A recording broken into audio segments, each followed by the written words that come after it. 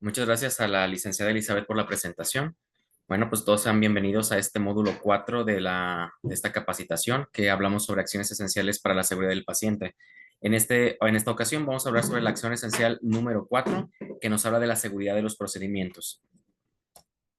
Bien, ¿qué vamos a aprender el día de hoy? Vamos a conocer la acción esencial para la seguridad del paciente número 4, en qué consiste esta acción esencial. Vamos a aplicar las prácticas diseñadas para mejorar la seguridad de los pacientes sometidos a procedimientos quirúrgicos. Vamos a aplicar estos mismos principios, pero en procedimientos de alto riesgo que se encuentran fuera de las salas de operaciones. Y por supuesto, tenemos que reflexionar la importancia de tener una cultura de seguridad del paciente para la prevención de eventos adversos en procedimientos de alto riesgo. ¿Cuál es el objetivo de todo esto? Reforzar las prácticas de seguridad ya aceptadas de manera universal y reducir eventos adversos y centinela. Todos estos derivados de la práctica quirúrgica y procedimientos de alto riesgo fuera del quirófano, como cuáles, Eh, transfusiones sanguíneas, tomas de biopsia, procedimientos dentales, etcétera. Todo esto con base en el protocolo universal de los establecimientos de atención médica del Sistema Nacional de Salud. ¿Qué puntos claves tenemos que tomar en cuenta? Son tres. Uno, mejorar la seguridad en los procedimientos dentro del quirófano. ¿Qué otro? La implementación del tiempo fuera para procedimientos fuera del quirófano. Y por supuesto, considerar la utilización de reinsumos, perdón, la reutilización de insumos que se aplican en estos distintos tipos de procedimientos. Muy bien. ¿Qué acciones tenemos que implementar? Importantísimo, el marcaje quirúrgico. Es lo primerito que tenemos que tener en cuenta. ¿Cómo se debe realizar el marcaje quirúrgico? ¿En qué consiste?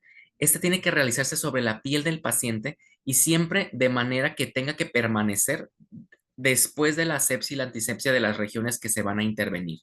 ¿Dónde debe ser? Debe ser realizado por el cirujano que va a realizar la intervención, preferentemente o de manera casi obligatoria, antes de que el paciente entre a la sala de operación, es decir, en la sala prequirúrgica o preanestésica o incluso en el cuarto del paciente antes de que baje a quirófano. Eso es bien importante. ¿Cómo se debe hacer? Se debe hacer en órganos o en cirugías que que tengan un órgano bilateral o que tengan múltiples niveles, es decir, en las piernas, en los brazos, en la columna vertebral. Eso es bien importante. Esto es muy importante debido a que vamos a minimizar los errores en la selección del sitio de cirugías. A veces nos podrá parecer un poco difícil considerar que nos podemos equivocar a la hora de hacer procedimientos quirúrgicos, pero estas normas, estas acciones se implementan precisamente porque ha habido situaciones donde ha ocurrido incidentes y es precisa que para mejorar la seguridad del paciente en este sentido, pues obviamente estamos implementando esta parte del marcaje. Perdón. En caso de que el paciente sea menor de edad, que esté inconsciente o que tenga algún tipo de discapacidad, el marcaje siempre se debe realizar en presencia del familiar, del cuidador o del acompañante. Entonces aquí tenemos, por ejemplo, la muestra en donde el marcaje quirúrgico está justa en la pierna donde se va a realizar e incluso el paciente ya tiene preparada el área donde se va a realizar la cirugía. ¿Qué tipo de marca tenemos que utilizar para realizar el marcaje quirúrgico? Ok, se prefiere que los centros puedan diseñar algún sitio, una marca especial, algún tipo de específico de marca que el centro hospitalario seleccione para poder hacerlo. Sin embargo, no se recomienda que sea una X o porque esto se puede prestar para una mala interpretación del sitio quirúrgico. Es decir, si ponemos una X, podemos considerar que ese no es el sitio para operarse y se utilizaría el lado contralateral, lo cual puede generar mucha confusión. En cirugías, por ejemplo, oftalmológicas, se recomienda que sea por encima de la ceja del lado que se va a operar. También es verdad que hay sitios donde, pues evidentemente no se pueden hacer ningún tipo de marcaje con algún sistema, ¿no? Con algún plumón, con alguna tinta indeleble. Por lo tanto, en sitios anatómicos o mucosas se tiene, o por ejemplo, incluso en pacientes prematuros o en procedimientos dentales, se tiene que hacer un tipo de marcaje documental, es decir, que conste en el expediente clínico el sitio o los niveles que se van a intervenir de esta forma. ¿Cuándo se puede omitir?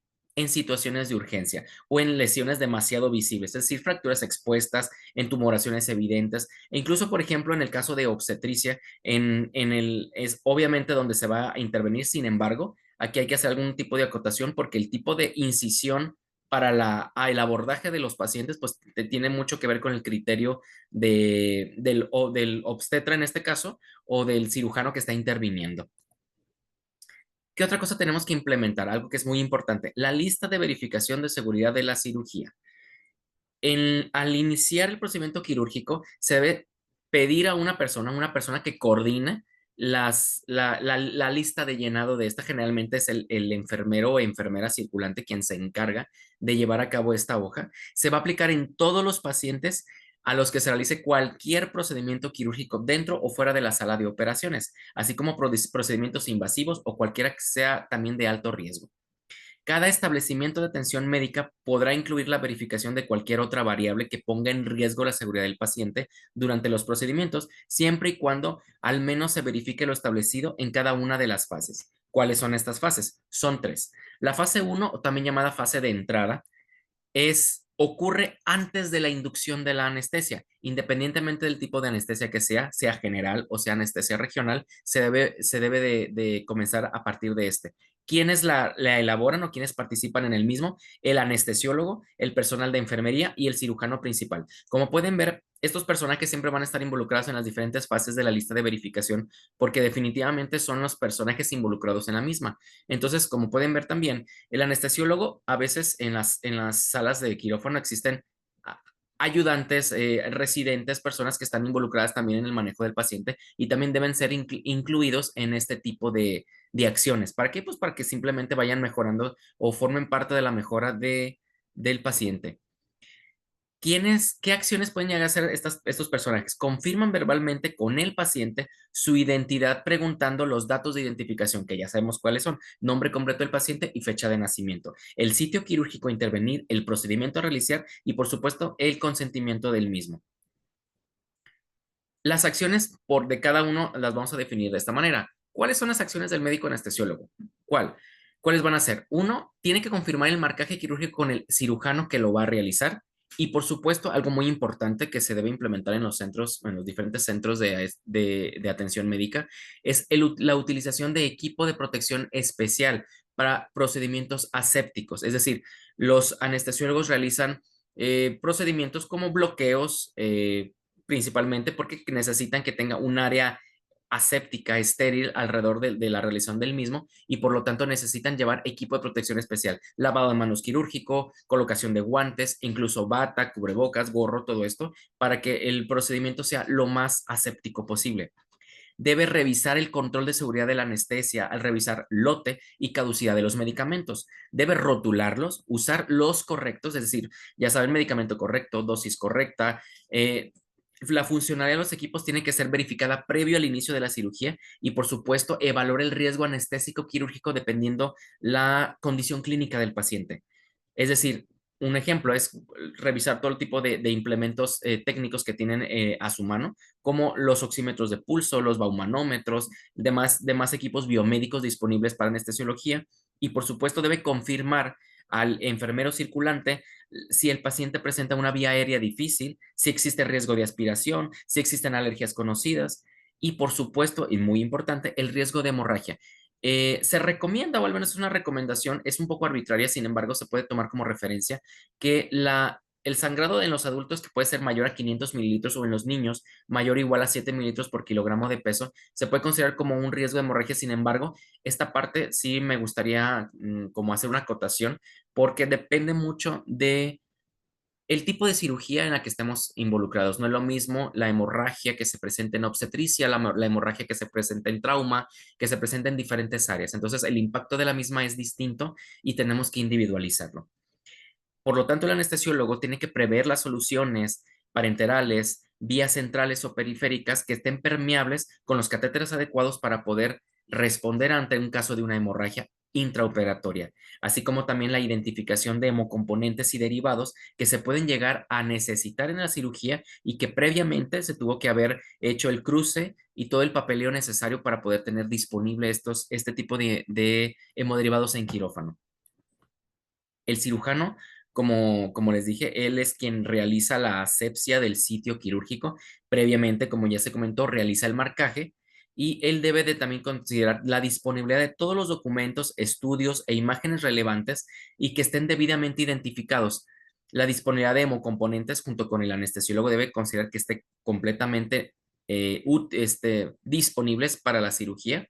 El funcionamiento de equipos especiales que se pueden llegar a requerir como cauterios, algunos otros elementos biomédicos que puede utilizar durante la cirugía. Él también tiene que verificar que funcionen y que es parte de sus funciones. Y por supuesto, participa en la prevención de eventos críticos, informando los pasos sistematizados o críticos que no estén necesariamente involucrados en la cirugía. Por ejemplo, en cirugía obstétrica durante la cesárea, a veces hay necesidad de exteriorizar algunas estructuras como el útero y él tiene que verbalmente avisar al anestesiólogo, al circulante, que él va a hacer esa acción para que estas personas puedan prever alguna situación que se presente por la exteriorización del órgano, ¿no? Entonces, digamos que él tiene que avisar verbalmente ese tipo de cosas. Y por supuesto, pues la pérdida prevista de sangre. Ellos pueden prever probablemente, según su experiencia, si el paciente va a sangrar de una cantidad, es algo muy subjetivo, sin embargo, es importante que lo estime previo a la cirugía.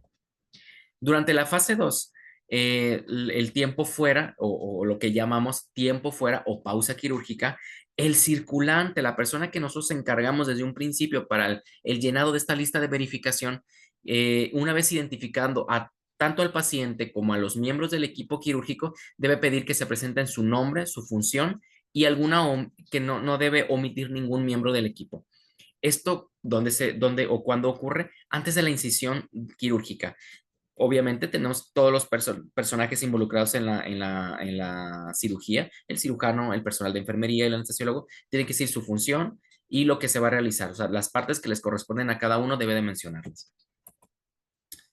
El cirujano confirma que cada uno de los miembros del equipo se haya presentado por su nombre, él como, pues, digamos, como jefe del equipo quirúrgico o la persona pues, que tiene que coordinar esto desde su punto de vista, debe confirmar verbalmente con el anestesiólogo y con enfermería la identidad del paciente, el procedimiento a realizar, el sitio quirúrgico y la posición que el paciente va a tener durante la cirugía.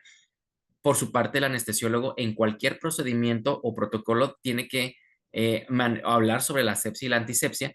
Y eso es bien importante mencionarlo. El anestesiólogo es el encargado de la verificación de la profilaxis antibiótica. O sea, esto está marcado en la lista de verificación, que es quien se encarga de proveer o de considerar que el paciente tenga disponible el antibiótico, ya sea que se puso previamente o que se ponga durante el transoperatorio. Eso es muy importante. Debe de informar también los probables riesgos o enfermedades del paciente que puedan complicar la cirugía. Así pues, todas las comorbilidades, diabetes, enfermedades cardíacas, alguna situación que el paciente ya presente previamente que puede llegar a complicarse. También enfermería debe verificar que el equipo esté completamente esterilizado y en condiciones de ser utilizado de manera adecuada, así como informar si hay algún problema con el instrumental, equipo y material, asimismo con el conteo de gasas, instrumental, cualquier otro tipo de cosas que se vayan a utilizar durante la cirugía. La fase 3 también es llamada de salida. Todos los miembros del equipo tienen que anotar su nombre, su firma en la lista de verificación en una parte que les corresponde hacerlo y esta hoja debe ser integrada al expediente clínico. Esta hoja debe ser llenada, firmada, antes de que el paciente salga de la sala de operaciones o del quirófano para pasar a la recuperación. El cirujano, en presencia del anestesiólogo y el personal de enfermería, confirma que se ha aplicado la lista de verificación de seguridad del paciente a partir de confirmar verbalmente nombre del procedimiento, recuento completo de textiles, instrumental y agujas, que las muestras que se hayan obtenido durante el transoperatorio, si es así, deben estar identificadas perfectamente con los datos de identificación, fecha de cirugía y por supuesto la descripción de la muestra. Reportar si ocurrieron eventos adversos. En caso afirmativo, o sea, de haberlo sabido, tenemos que registrarlos. Si hay problemas que resolver relacionados con instrumental y equipos, también tiene que ser notificado y resuelto.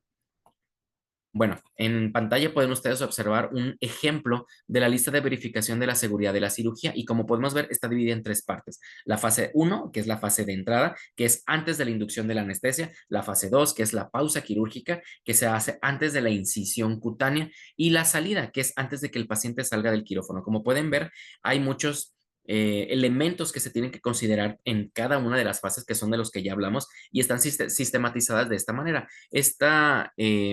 este ejemplo, pues digamos que es puede haber algunas diferencias en diferentes centros o en diferentes unidades de atención, porque cada uno puede llegar a adaptar ciertos elementos que les son propios. Hay clínicas especializadas en algunas áreas, en cirugía plástica, en obstetricia, etcétera. Entonces, digamos que podemos hacer una estándar, pero también podemos hacer enfocadas en cada uno de las necesidades de las unidades como tal. Bien. También todas estas acciones hasta ahorita se consideran para prevención de eventos adversos dentro de una sala de operaciones. Sin embargo, también hay que considerar las acciones para mejorar la seguridad de los procedimientos fuera del quirófano. Es decir, ¿qué vamos a implementar aquí? La realización de un tiempo fuera. Ustedes pueden ver que el tiempo fuera que se hace antes de la incisión cutánea del paciente, en este caso, se lleva para considerar, en estos casos, procedimientos y tratamientos correctos con el paciente correcto en el lugar adecuado y cualquier otra variable que ponga en riesgo la seguridad del paciente. Tiene que realizarse justo antes de iniciar el procedimiento. ¿En cuáles procedimientos se debe realizar? En los siguientes. Transfusiones de sangre y hemocomponentes, tomando en cuenta al menos las siguientes variables: paciente, correcto; procedimiento, acceso vascular, grupo IRH y hemocomponente, correcto. La radioterapia es otro de los procedimientos de alto riesgo que se tiene que considerar aquí. Bueno, paciente, procedimiento, sitio y dosis correcta. También la terapia de reemplazo de renal con hemodiálisis está incluida en los procedimientos de alto riesgo, en donde se tiene que hacer un tiempo fuera previo al inicio del mismo. Se debe tomar, por ejemplo, las variables de procedimiento: paciente correcto, prescripción dialítica, filtro correcto, evaluación del sangrado activo y valoración del acceso vascular. Y por supuesto, en la toma de biopsias, en donde por lo menos debe considerarse el sitio donde se tomó la biopsia, la identificación correcta del paciente con las dos variables de identificación universal, que son nombre correcto, nombre completo del paciente y fecha de nacimiento, así como la descripción de la muestra. También está en los procedimientos odontológicos que requieran anestesia y sedación, la colocación y retiro de dispositivos, por ejemplo, sondas pleurales, sondas urinarias, catéteres, dispositivos intrauterinos, catéteres para hemodiálisis, entre otros. Estudios de gabinete que requieran medio de contraste y también la terapia electroconvulsiva, y menciona también la colocación y manejo de acceso vasculares centrales. Es decir, todos estos procedimientos que acabamos de mencionar se debe de aplicar el tiempo fuera previo a la realización de los mismos, porque es donde se ha identificado que puede haber algún tipo de problema relacionado con la aplicación de los mismos. Por lo tanto, se consideran procedimientos de alto riesgo, ya que ha habido incidentes con los mismos, y por eso el tiempo fuera nos previene de poder, pues de tener una mala aplicación de los mismos. El médico responsable de la atención confirma que es el paciente correcto, procedimiento correcto, sitio quirúrgico correcto o sitio de procedimiento correcto. En caso de que sea un órgano bilateral, también debe ser marcaje derecho o izquierdo, según corresponda. En caso de estructura múltiple, especificar en qué nivel se va a intervenir y, por supuesto, la posición que debe adaptar el paciente para la misma. Se debe verificar que se cuente con los estudios de imagen en caso de que se requieran, prever eventos críticos, verificando fecha, métodos de esterilización de los equipos e instrumental, así como debe promover que el paciente, familiar, cuidador o acompañante reciban la información completa y fácilmente comprensible sobre su proceso asistencial. Es decir, el paciente debe estar consciente o debe tomar una decisión consciente e informada de lo que se le va a realizar. Y pues, por último, tenemos que considerar los insumos reutilizables. En todos los procedimientos quirúrgicos y procedimientos de alto riesgo que son fuera de quirófanos, tenemos esta parte de los insumos reutilizables, es decir, hay recomendaciones de los fabricantes que pueden permitir que algún insumo pueda ser reutilizado, es decir, reesterilizado por los diversos métodos que puedan existir, pero habrá otros insumos que el fabricante no recomiende la reutilización de los mismos, ya sea por el material del que está hecho, porque puede, digamos, saltar o eliminar algunos componentes de los mismos con las reutilizaciones, y por lo tanto no se recomienda su reutilización. Por lo tanto, pues bueno, nos debemos basar en la recomendación del fabricante, en las instrucciones, para poder tomar en cuenta si podemos reutilizarlo o no. En las unidades de atención médica, obviamente eh, tiene mucho que ver la cantidad o la cantidad de insumos que podamos tener. Algunos, pues, perfectamente pueden ser obtenidos de manera más fácil que otros, por lo tanto, pues, nos tenemos que basar en ello. Y, pues, bueno, ¿cómo tenemos ¿qué conclusiones tenemos que tener respecto a lo que acabamos de hablar? El objetivo de la acción esencial para la seguridad del paciente número 4 no es otra cosa que reforzar prácticas de seguridad en procedimientos, tanto adentro como fuera del quirófano, ya que se consideran procedimientos de alto riesgo y con un alto índice de morbimortalidad. El marcaje debe ser indeleble y debe ser en forma de diana, que es como se recomienda. En todos los procedimientos se debe aplicar la lista de verificación de la seguridad del paciente. Este checklist importante de 3 etapas que se debe tomar en cuenta. De 3 etapas para procedimientos dentro del quirófano y para 2 etapas, que es un tiempo fuera y una de salida antes de los procedimientos de alto riesgo. Y siempre es importante utilizar equipo de protección personal de manera adecuada. O sea, medidas de protección universal que sí se tienen que considerar. Y pues bueno, llegamos a la conclusión de esta acción esencial número 4. Y pues bueno, agradezco su atención y pues estamos listos para las preguntas. Muchas gracias.